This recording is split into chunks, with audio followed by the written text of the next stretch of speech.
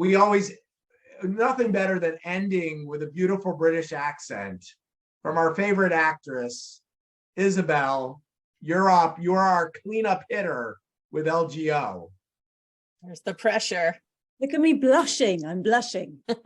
I can't wait till I can attend these calls without cooking. I don't like cooking, and I'm always feeding my child when I'm on these calls. But anyway, really quick question, which is, all of the things you've talked about, I completely relate to, so thank you. I struggle with all of them still too. So I'm inherently not patient. I people please. I do all of the above, even though I've spent my entire career failing. So as an actress, you're failing all the time, and you're learning all the time, you're growing all the time, you're having to push those boundaries all of the time. When you feel yourself falling or tipping into those sorts of habits, what's the first thing that you do?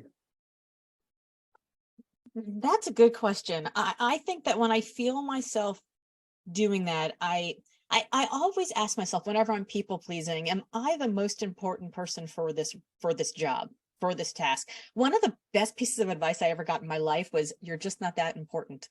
And what the person who was giving me that advice meant was, you're just not that important to all these things you've said yes to, but you are that important to other things. Like if you weren't feeding your kids right now, what would they do? You are that important there. But there's probably a lot of other things in your inbox and your to-do list on your calendar that maybe somebody else is better at doing. And so I think a lot of times we say yes because we're the most proximate heartbeat, and not necessarily because we're the best person for the role. So I think sort of that's just one question to one of the multiple emotions that you're experiencing. And I obviously talk about the rest of them in the book, but I think just taking that moment and pausing and just asking yourself, like, well, why am I doing this?